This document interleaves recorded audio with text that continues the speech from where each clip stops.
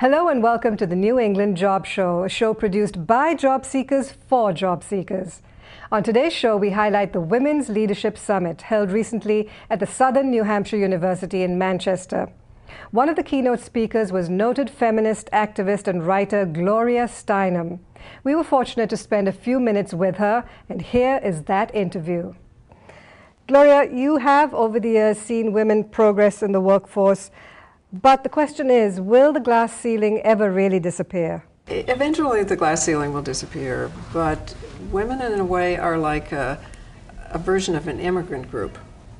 And in the same way that the Irish and the Italians and the African Americans and the Hispanic groups often had to start their own businesses, Right. because getting hired in someone else's business Right. Was less likely. Women, Right. I think, we're seeing now that has to happen too. Right. So it's not just about getting hired into the major corporations. It never has been for outgroups. Right. We've been more likely to have to start our own businesses, as well as being inside those. Right. And of course, women who have started their own business have proved to be very successful. And that's perhaps an inherent gene or an inherent part of their makeup. You have seen quite a few recessions, possibly none like the one we're going through right now. But we're seeing that more men are now assuming the role of homemaker while women go out to work. Did you ever envisage seeing this shift in male-female dynamics happen way back when? We've been hoping. Okay. No, because the whole idea is, I mean, yes, we've demonstrated to the country that women can do what men can do. But we haven't demonstrated that men can do what women can Right. do. And therefore, the single biggest problem for the largest number of women is having two jobs, one inside the home and one outside the home. It's terribly, terribly important that men become equal inside the home, not just for women, but for children. I mean, unless children see men being loving and nurturing, they won't know that it's possible. Right. And they will grow up and just replicate the gender roles. Right. So anyway, do you think some good will come out of this battle of the sexes? The very fact that all of this is changing because of economic turmoil and unemployment.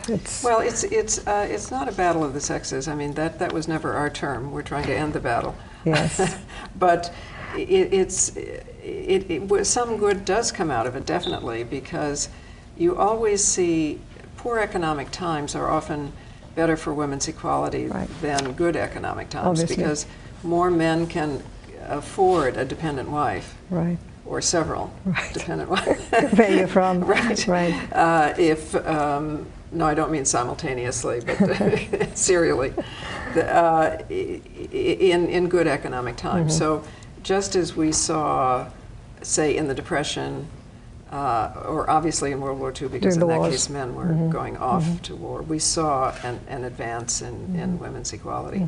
So it's not true that the rising tide raises all boats. It swamps some, Right. and they're frequently women's boats. So perhaps this time, because we have the consciousness at the same time that bad economic times are upon us, maybe we will be able to use this to equalize the roles in a positive way. Now, your generation did much to, quote unquote, liberate women.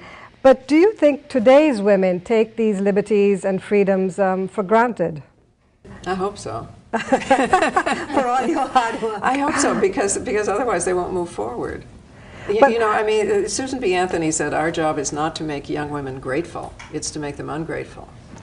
I want them to get angry at the huge remaining inequities, the violence against women that is enormous, the sex trafficking and labor trafficking in this world that is huge.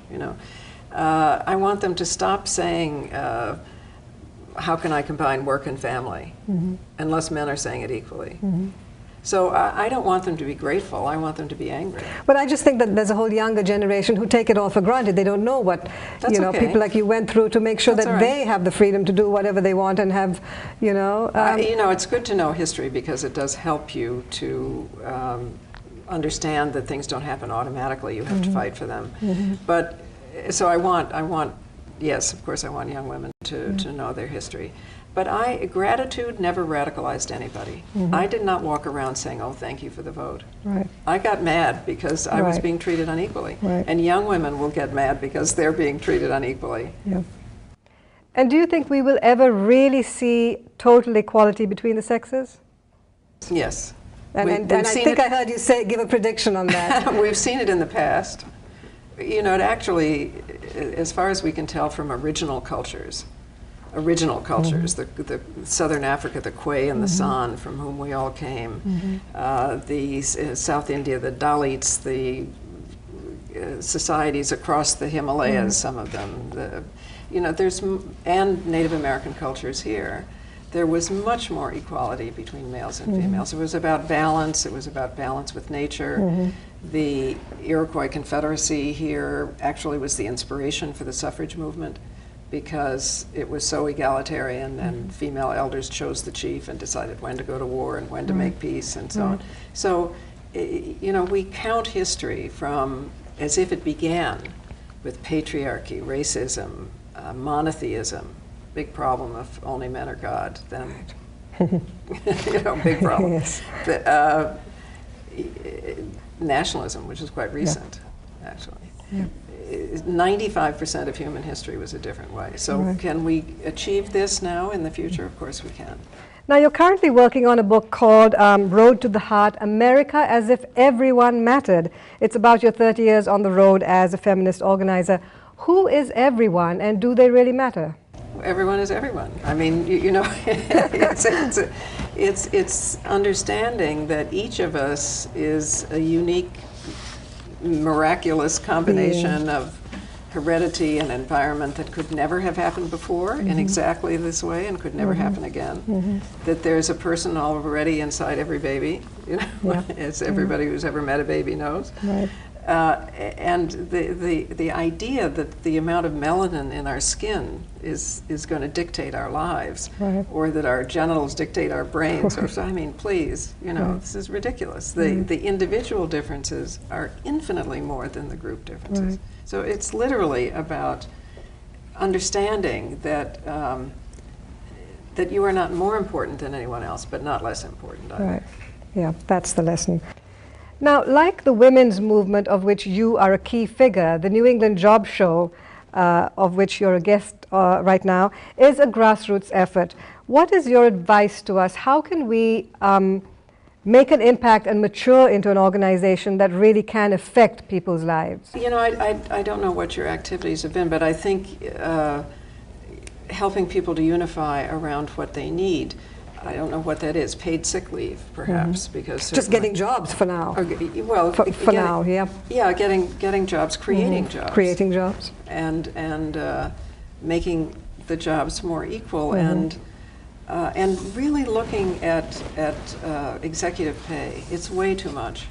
One of the good things about this economic crisis is we're beginning to realize we're really looking at that. I was just reading that the top CEO 30 years ago made 80% more than the number 3 in the ladder. Hierarchy, yeah. And now it's like 250% more. That's ridiculous. It's ridiculous. It is, absolutely. So when we're thinking about the problem, we need to think about not just looking horizontally at whether we're getting an equal pay, but looking at vertically to see whether that pay is justified up there. Right. A quick trip down memory lane. In a 1968 TV interview with CBS's Moses Znaimer, I hope that's the way you pronounce his name, but Moses asked you, what do you want to be when you grow up? And you replied after quite a pause. You said, free and old and a little mean. Are you there yet? I'm working on it, yes. I'm still a little too nice, let's face it. Okay. But I'm 75, which is remarkable to me. I don't know how this happened. Fabulous. I certainly do feel more free, certainly than when I was 30 or 40, absolutely.